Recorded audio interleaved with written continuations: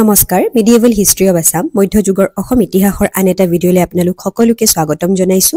মই আহোম সাম্ৰাজ্যৰ ওপৰত আলোচনা কৰি আছিলো আহোম সাম্ৰাজ্যৰ ওপৰত এটো মোৰ 9 নম্বৰৰ ভিডিঅ' ইতিমধ্যে মই ইয়াৰ ওপৰত 8টা ভিডিঅ' বনাইছো ভিডিঅ'সমূহৰ লিংক মই ডেসক্ৰিপচন বক্সত দি দিম আপোনালোকে গৈ পেলাই চাব পাৰে আৰু যদি মোৰ ভিডিঅ'টো চাই আছে তেতিয়াহলে চেনেলটো সাবস্ক্ৰাইব কৰি দিব লাইক শেয়াৰ কমেন্ট কৰি দিব আজি আলোচনা কৰিম বাৰ্মিজ ইনভেজনৰ বিষয়ে অসমত মানৰ আক্ৰমণৰ বিষয়ে অসমত মানে কেতিয়া আক্ৰমণ কৰিছিলে কেইবাৰ আক্ৰমণ কৰিছিলে আৰু ইয়াৰ ফলাফলসমূহ কি হল গোটেইখিনিৰ বিষয়ে পুংখানুপুংখভাৱে এই ভিডিঅ'টোত আলোচনা কৰিম ইয়াৰ আগৰ ভিডিঅ'টোত মুৱামৰীয়া ৰেবেলিয়নৰ বিষয়ে আলোচনা কৰিছিলো মুৱামৰীয়া বিদ্ৰোহ অসমত সংঘটিত হোৱা আটাইতকৈ দীঘলীয়া বিদ্ৰোহ আছিল বিশেষকৈ 1769 ৰ পৰা 1805 লৈকে এক দীঘলীয়া সময় মুৱামৰীয়া বিদ্ৰোহ সংঘটিত হৈছিল মুৱামৰীয়া বিদ্ৰোহ আৰম্ভ হৈছিল লক্ষ্মী সিংহৰ দিনত আৰু শেষ হৈছিল কমলেশ্বৰ সিংহৰ দিনত আৰু যেতিয়া অসমত মুৱামৰীয়া আৰু আহোম সকলৰ মাজত এই বিদ্ৰোহ সংঘটিত হৈছিল সেইখিনি সময়তে প্ৰথমবাৰৰ কাৰণে অসম মানৰ কণ্টেকলৈ আহিছিল বাৰ্মিজ সকলৰ কণ্টেকলৈ আহিছিল আৰু তাৰ পিছতে বাৰ্মিজ সকলে সুবিধা বিচাৰি আছিল অসমলৈকে তেওঁলোকৰ ৰাজ্যৰ সীমা বিস্তাৰ কৰা আৰু যেতিয়াই তেওঁলোকে সুবিধা পায় তেওঁলোকে আহি পেলাই আমাৰ অসমত আক্ৰমণ কৰে এতিয়া মানৰ অসম আক্ৰমণৰ বিষয়ে আলোচনা কৰিবলৈ যোৱাৰ আগতে কমলেশ্বৰ সিংহৰ বিষয়ে অলপমান চাইলো ইয়াৰ আগৰ ভিডিঅ'টোতো মই কমলেশ্বৰ সিংহৰ বিষয়ে আলোচনা কৰিছিলো এতিয়া আৰু অকনমান ডিটেইলছত কমলেশ্বৰ সিংহৰ বিষয়ে চাইলো বিশেষকৈ কমলেশ্বৰ সিংহ 1795 খ্ৰীষ্টাব্দৰ পৰা 1811 খ্ৰীষ্টাব্দলৈকে এক দীঘলীয়া সময় আহোম ৰাজপাটত আছিল কিন্তু যদিও কমলেশ্বৰ সিংহই ইমান দিন আহোম ৰাজপাটত ৰজা হিচাপে অধিষ্ঠিত আছিল কিন্তু সেইখিনি সময়ত মূলত শাসন চলাইছিল কোনে পূৰ্ণানন্দ বুঢ়াগোহাঁই অৰ্থাৎ Purnananda Burhagohain de facto ruler আছিল মানে ৰজা হিচাপে কমলেশ্বৰ সিংহ নামতহে আছিল গোটেই শাসনভাৰ কোনে চলাইছিল পূৰ্ণানন্দ বুঢ়াগোহাঁই আৰু সেই কাৰণে পূৰ্ণানন্দক ডি ফেক্টৰ ৰুলাৰ বুলি কোৱা হয় পূৰ্ণানন্দ বুঢ়াগোহাঁয়ে মুৱামৰীয়া বিদ্ৰোহ সাপ্ৰেছ কৰিছিল দমন কৰিছিল আৰু মুৱামৰীয়া সকলৰ বিদ্ৰোহ দমন কৰি মুৱামৰীয়া সকলক এখন তেওঁ পৃথক কিংডম দিছিল আৰু সেই কিংডমখনক কি বুলি কোৱা হয় মটক কিংডম বা মটক সাম্ৰাজ্য আৰু সেইখিনি সময়তে হৰদত্ত আৰু বীৰদত্তয়ো আহোম সাম্ৰাজ্যৰ বিৰুদ্ধে এখন বিদ্ৰোহ কৰিছিল আৰু এই বিদ্ৰোহখনক দণ্ডুৱাদ্ৰোহ বুলি কোৱা হয় আৰু এই বিদ্ৰোহখন দমন কৰিছিল সেইখিনি সময়ৰ বৰফুকন কলিয়া ভুমুৰাই আৰু কলিয়া ভুমুৰাই এই বিদ্ৰোহখন অতি সুকলমে তেওঁ দমন কৰিব পাৰিছিল আৰু হেহে তেখেতক এটা টাইটেল দিয়া হৈছিল আহোমৰ বিনৰ পৰা আৰু সেই টাইটেলটো হৈছে প্ৰতাপ বল্লভ কলিয়া ভুমুৰাই বিশেষকৈ হিলঘাটত এখন হাকু নিৰ্মাণ কৰিব বিচাৰিছিল ব্ৰহ্মপুত্ৰ নদীৰ ওপৰত কিন্তু তেওঁৰ এই কামটো সম্পূৰ্ণ নহল তাৰ আগতেই তেখেতৰ মৃত্যু হয় আৰু হেহে 1987 খ্ৰীষ্টাব্দত 1987ত ভাৰত চৰকাৰে শোণিতপুৰ অৰ্থাৎ তেজপুৰ আৰু নগাঁৱৰ সংযোগ কৰি পেলাই ব্ৰহ্মপুত্ৰৰ ওপৰত যিখন হাকু নিৰ্মাণ কৰে সেই হাকুখন কলিয়া ভুমুৰাৰ নামেৰে নামাঙ্কিত কৰে যিখনক আমি কলিয়া ভুমুৰা সেতু বা কলিয়া ভুমুৰা ব্ৰিজ নামেৰে জানো কমলেশ্বৰ সিংহৰ পিছত চন্দ্ৰকান্ত সিংহ ৰজা হয় কমলেশ্বৰ সিংহৰ মৃত্যুৰ পিছত পূৰ্ণানন্দই চন্দ্ৰকান্ত সিংহ নামে কণমানি ল'ৰা এজনক আচলতে ৰাজপাটত বহুৱায় আৰু পূৰ্ণানন্দ বুঢ়াগোহাঁই যেহেতুকে চন্দ্ৰকান্তৰ বয়স বেছি নাছিলে হেতু কাৰণে পূৰ্ণানন্দ বুঢ়াগোহাঁইও সেইখিনি সময়ত কি হয় তেখেতে ডি ফেক্টৰ ৰুলাৰৰ নিচিনাকে কাম কৰে অৰ্থাৎ তেখেতৰে পাৱাৰটো সেইখিনি সময়ত বেছি থাকে পূৰ্ণানন্দ বুঢ়াগোহাঁই লাহে লাহে তেখেতৰ চেষ্টাচাৰিতা বাঢ়িবলৈ আৰম্ভ কৰে আৰু চন্দ্ৰকান্তৰ যেতিয়া বয়স বাঢ়িবলৈ আৰম্ভ কৰে তাৰ লগে লগে পূৰ্ণানন্দ বুঢ়াগোহাঁইক চন্দ্ৰকান্ত সিংহয়ো ভাল নোপোৱা হয় সেইখিনি সময়তে তেখেতৰ এজন বন্ধু মানে তেখেতৰ এজন ব্যক্তিৰ লগত বন্ধুত্ব গঢ়ি উঠে চন্দ্ৰকান্ত সিংহৰ আৰু সেই ব্যক্তিজনৰ নাম হৈছে সত্ৰাম আৰু চন্দ্ৰকান্তই এটা বহুত ভাল বন্ধুত্ব শেয়াৰ কৰিছিল এজনে সিজনৰ লগত আৰু সত্ৰামক চন্দ্ৰকান্ত সিংহই এটা পদবী দিছিল যেটো কি বুলি কোৱা হয় চাৰিঙিয়া ফুকন বুলি কোৱা হয় আৰু তাৰ পিছত সত্ৰামেও পূৰ্ণানন্দ বুঢ়াগোহাঁইক ভাল পোৱা নাছিল আৰু সত্ৰামে পূৰ্ণানন্দ বুঢ়াগোহাঁই এগেইনষ্টত মানে ষড়যন্ত্ৰ কৰিবলৈ আৰম্ভ কৰে আৰু যেতিয়াই সত্ৰামৰ এই কনস্পিৰেচিৰ কথা কোনে গম পায় পূৰ্ণানন্দ বুঢ়াগোহাঁই গম পায় সত্ৰামক ফাঁসি দিয়াৰ আদেশ দিয়ে আৰু সত্ৰামে গৈ পেলাই চন্দ্ৰকান্তৰ ওচৰ পাইগৈ আৰু তেওঁৰ পৰা ফেভাৰ বিচাৰে কিন্তু ৰজায়ো কি কৰিব নোৱাৰে সত্ৰামক বচাব নোৱাৰে সত্ৰামক নামৰূপলৈ নিষ্কাৰ্ষিত কৰা হয় আৰু নামৰূপতেই গৈ পেলাই তেখেতক যিসকল নগা আটতীয় লোক আছিল তেওঁলোকে সত্ৰামক হত্যা কৰে হেতু টাইমত আকৌ বৰফুকন আছিল বদন চন্দ্ৰ মানে যেতিয়া চন্দ্ৰকান্ত ৰজা আছিল সেইখিনি সময়ত বদন চন্দ্ৰ বৰফুকন আছিল কাৰণ তেতিয়ালে কলিয়া ভুমুৰা বৰফুকনৰ মৃত্যু হৈছিল কলিয়া ভুমুৰা বৰফুকনৰ মৃত্যুৰ পিছত বদন চন্দ্ৰ বৰফুকন হয় আচলতে কলিয়া ভুমুৰা যেতিয়া বৰফুকন আছিল তাৰ আগৰ সময়ছোৱাটো বদন চন্দ্ৰই বৰফুকন আছিল কিন্তু বদন চন্দ্ৰ কি হল বদন চন্দ্ৰৰ লগত পূৰ্ণানন্দ বুঢ়াগোহাঁইৰ ইমান এটা বনা নাছিল বা পূৰ্ণানন্দ বুঢ়াগোহাঁইক বদন চন্দ্ৰ ইমান ভাল পোৱা নাছিল আৰু পূৰ্ণানন্দ বুঢ়াগোহাঁইও বদন চন্দ্ৰক ভাল পোৱা নাছিল আৰু কোৱা হয় যে যি হৰদত্ত বীৰদত্ত ইয়াৰ আগৰ স্লাইডটো যে আমি পাইছিলো যি হৰদত্ত বীৰদত্তৰ বিদ্ৰোহ আছিল এই বিদ্ৰোহত বদন চন্দ্ৰই পূৰ্ণানন্দৰ বিৰুদ্ধে হৰদত্ত বীৰদত্তক সহায় কৰিছিলে দণ্ডুৱা দ্ৰোহত আৰু সত্ৰামৰ যি কনস্পিৰেচি আছিলে সত্ৰামৰ যি ষড়যন্ত্ৰ আছিলে পূৰ্ণানন্দৰ বিৰুদ্ধে তাতো বদন চন্দ্ৰৰ হাত আছিলে বুলি পূৰ্ণানন্দই গম পাইছিলে আৰু সেয়েহে বদন চন্দ্ৰক তেওঁ অতৰাই পেলাই কলীয়া ভোমোৰাক বৰফুকন পদত অধিষ্ঠিত কৰিছিলে কিন্তু তাৰ পিছত কি হয় বদন চন্দ্ৰৰ পুত্ৰী তেখেতৰ নাম আছিলে পিজৌ গাভৰু আৰু পূৰ্ণানন্দৰ পুত্ৰৰ মাজত বিবাহ হয় আৰু তেওঁলোক যেতিয়া বিবাহ পাশত আবদ্ধ হয় তাৰ পিছত বদন চন্দ্ৰৰ আৰু পূৰ্ণানন্দ বুঢ়াগোহাঁইৰ মাজৰ যি সম্পৰ্ক আছিলে সেয়া পুনৰ ভাল হয় আৰু তাৰ পিছত বদন চন্দ্ৰক পুনৰ বৰফুকন পদত অধিষ্ঠিত কৰা হয় বদন চন্দ্ৰ যেতিয়া বৰফুকন পদত অধিষ্ঠিত হয় তাৰ পিছত তেখেতৰ স্বেচ্ছাচাৰিতা আকৌ দিনে দিনে বাঢ়িবলৈ আৰম্ভ কৰে আৰু বদন চন্দ্ৰ যথেষ্ট দুৰ্নীতিগ্ৰস্ত এজন বিষয়া আছিল বুলিও কোৱা হয় বদন চন্দ্ৰই কি কৰিছিলে সেইখিনি সময়ত হাজো কামাখ্যা যিমানবোৰ মন্দিৰ আছিলে তাৰ পৰা সোণৰূপ তেখেতে আত্মসাৎ কৰিছিলে কামৰূপৰ যিসকল প্ৰজাবৰ্গ আছিলে তেওঁলোকৰ ওপৰতো বদন চন্দ্ৰই কৰাপশ্যন বদন চন্দ্ৰই যথেষ্ট অত্যাচাৰ কৰিছিলে আৰু এই কথাটোৰ কাৰণে পূৰ্ণানন্দ বুঢ়াগোহাঁয়ে কি কৰিছিলে বদন চন্দ্ৰক বন্দী বনাবৰ কাৰণে এটা ফ'ৰ্চ কিছু সংখ্যক সৈন্যক পঠিয়াই দিছিলে কলৈ কামৰূপলৈ আৰু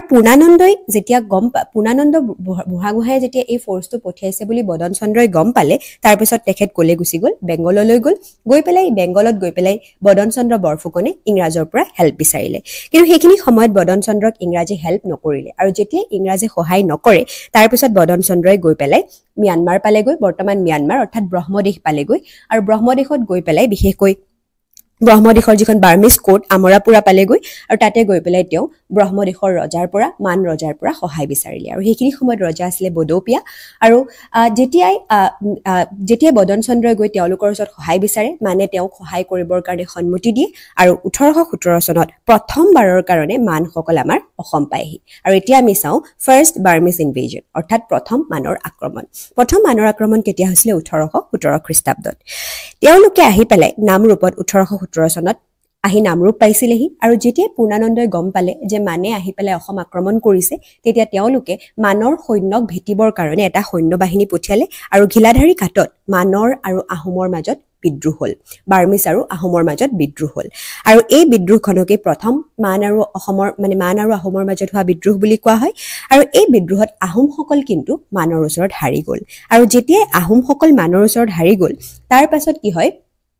তেতিয়ালৈকে পূৰ্ণানন্দই কিন্তু গম পোৱা নাছিলে যে মানক বদন চন্দ্ৰ বৰফুকনে আমন্ত্ৰণ জনাই আনিছে কিন্তু যেতিয়াই পূৰ্ণানন্দই গম পালে যে মানক বদন চন্দ্ৰ বৰফুকনে আমন্ত্ৰণ জনাই আনিছে তাৰ পাছত পূৰ্ণানন্দৰ কি হ'ল পূৰ্ণানন্দৰ চক লাগিলে তেওঁ যথেষ্ট আচৰিত হ'ল আৰু তাৰ পাছত তেখেতৰ কোৱা হয় যে হাৰ্ট এটেক আহিলে আৰু হাৰ্ট এটেকত পূৰ্ণানন্দ বুঢ়াগোহাঁইৰ মৃত্যু হয় পূৰ্ণানন্দ বুঢ়াগোহাঁইৰ মৃত্যুৰ পিছত বদন চন্দ্ৰ বৰফুকনে স্বেচ্ছাচাৰিতা আৰম্ভ হয় বা বদন চন্দ্ৰ বৰফুকন যথেষ্ট পাৱাৰফুল হৈ যায় আৰু তেখেতে এটা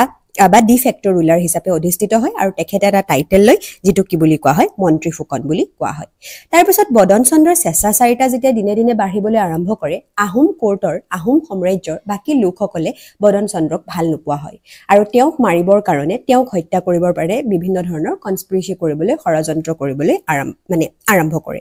আৰু তাৰপিছতে কি হয় ৰূপ সিং নামৰ এজন ব্যক্তিয়ে বদন চন্দ্ৰক হত্যা কৰে আৰু এতিয়া আমি চাম সেকেন্ড বাৰ্মিজ ইনভেজন আৰু 1819 চনত সেকেন্ডটো বাৰ্মিজ ইনভেজন হৈছিল এতিয়া চাও কিয় হৈছিল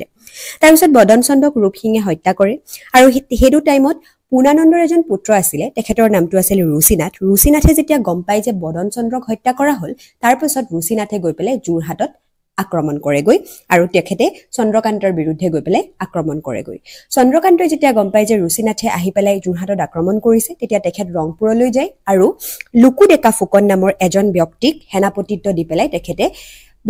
ৰুচিনাথৰ যি সৈন্যবাহিনী আছিলে তেওঁলোকক ভেটা দিবৰ কাৰণে এটা নিজৰ পৰা সৈন্যবাহিনী পঠিয়ায় কিন্তু ৰুচিনাথৰ ওচৰত লুকুডেকা ফুকনৰ চন্দ্ৰকান্ত সিংহৰ সৈন্যবাহিনী হাৰি যায় আৰু যেতিয়া তেওঁলোকৰ সৈন্যবাহিনী হাৰি যায় তাৰপিছত চন্দ্ৰকান্ত সিংহক সিংহাসনৰ পৰা আঁতৰাই দিয়া হয় আৰু ৰুচিনাথে বজ্ৰনাথ নামৰ এজন ব্যক্তিক ৰজা হিচাপে ৰাজপাটত অধিষ্ঠিত কৰে আৰু বজ্ৰনাথক যেতিয়া ৰাজপাটত অধিষ্ঠিত কৰে তাৰপিছত অংগক্ষতৰ কাৰণে বজ্ৰনাথ ৰজা হৈ থাকিব নোৱাৰে তাৰপিছত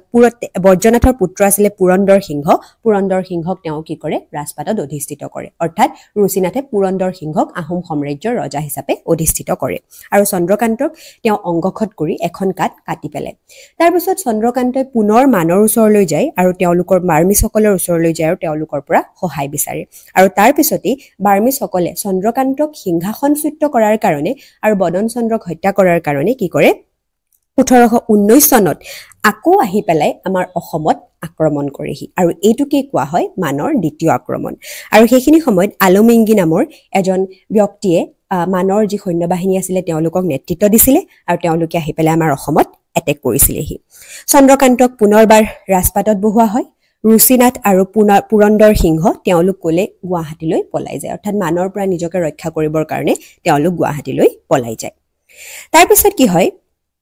যেতিয়া চন্দ্ৰকান্তই দেখে মানসকলে যেতিয়া দ্বিতীয়বাৰৰ কাৰণে আক্ৰমণ কৰিবলৈ আহে তেতিয়া চন্দ্ৰকান্তই লাহে লাহে অনুভৱ কৰিব পাৰে যে মানসকলৰ ইন্টেনশনটো এবাৰ অকণমান বেলেগ বা বাৰ্মিছসকলৰ ইন্টেনশনটো এবাৰ অকণমান বেলেগ তেওঁলোকে কেৱল অসমত আক্ৰমণ কৰি অসমক লুটি মেলি গুচি যাবৰ কাৰণে অহা নাই তেওঁলোক মূলত কিহৰ কাৰণে আহিছে তেওঁলোকে হয়তো ইয়াত থিতাপি ল'ব পাৰে বুলি লাহে লাহে সেইটো আইডিয়া লগাবলৈ আৰম্ভ কৰে চন্দ্ৰকান্ত সিংহই আৰু সেইখিনি সময়ত বিশেষকৈ মানসকলৰ ৰজাও সলনি হয় তেখেতৰ নাম আছিলে বাগীদেউ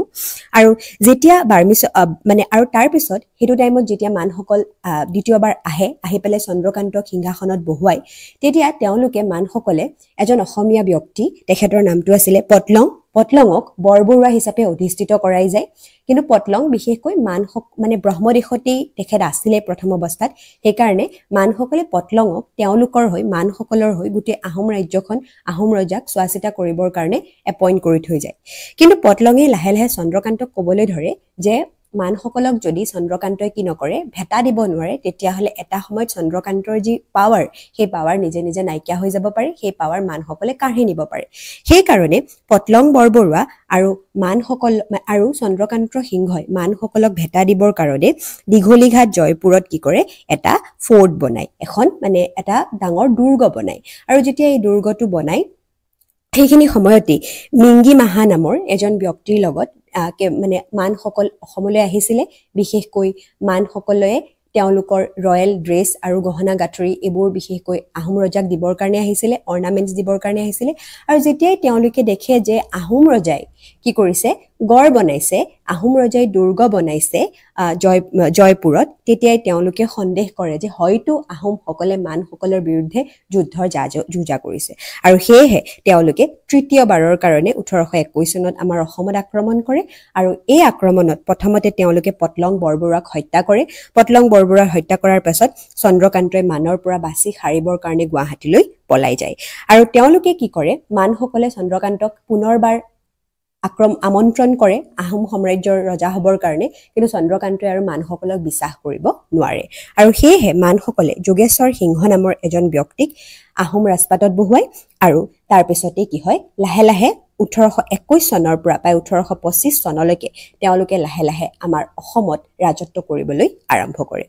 মানে যেতিয়া আমাৰ অসমত ৰাজত্ব কৰিছিলে এই সময়খিনি অসমৰ ইতিহাসৰ কাৰণে যথেষ্ট ভয়ানক সময় আছিলে সেইখিনি সময়ত মানুহক যথেষ্ট পৰিমাণে অত্যাচাৰ কৰা হৈছিলে অকল মানসকল বুলিয়েই নহয় বহুতো অসমীয়া লোকে মানৰ বেশ ধৰি পেলাই অসমীয়া লোকসকলৰ ওপৰত জুলুম কৰিছিলে তেওঁলোকক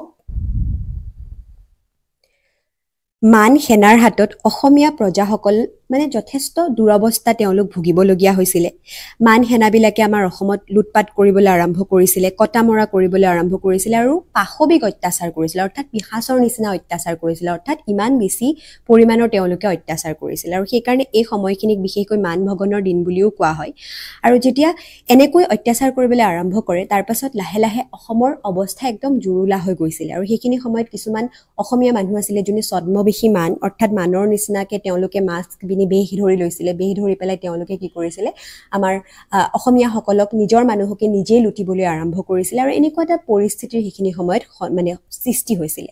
আৰু সেইকাৰণে বিশেষকৈ মানৰ যি অসম আক্ৰমণ তাৰ কাৰণে কিন্তু মূলত বদন চন্দ্ৰ বৰফুকনকে জগৰীয়া কৰা হয় ইতিহাসত এতিয়া তাৰপিছত কি হয় মানৰ আক্ৰমণৰ পিছতে আহোম এটা ফলাফলখিনি বহুত ইম্পৰ্টেণ্ট হয় আহোম সাম্ৰাজ্যৰ ডিক্লাইন হয় মানৰ আক্ৰমণ কৰাৰ পিছত কিন্তু আহোমসকলে পুনৰবাৰ আগৰ নিচিনা এখন শক্তিশালী সাম্ৰাজ্য গঢ়ি তুলিব নোৱাৰে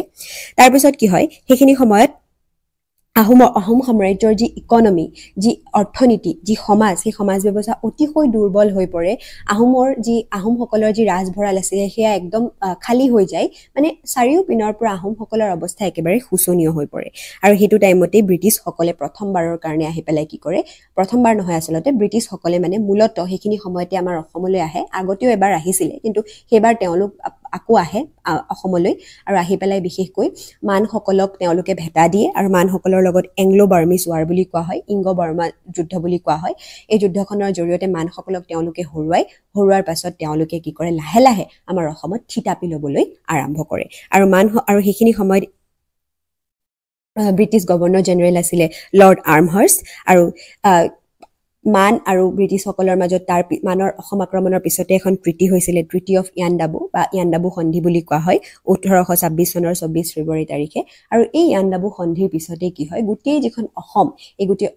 অসমৰ যি শাসনভাৰ ইমান দিনে আহোমৰ হাতত আছিলে আহোমৰ পৰা ব্ৰিটিছৰ হাতলৈ গুচি যায় আৰু তাৰ পিছতেই আহোমসকলৰ যি 600 বছৰীয়া ৰাজত্ব সেই 600 বছৰীয়া ৰাজত্বৰ ইমানতেই অন্ত পৰে এই ট্ৰিটি অফ ইয়াণ্ডাবু আৰু বাৰ্মিজ ইনভেজনৰ বিষয়ে ইয়াৰ পিছৰ ভিডিঅ'টোত মই ডিটেইলত ডিসকাস কৰিম এইখিনিলৈকে যদি মোৰ ভিডিঅ'টো চাই ভাল পালে তেতিয়াহ'লে লাইক শেয়াৰ কমেন্ট আৰু সাবস্ক্ৰাইব কৰি দিব থ্যাংক ইউ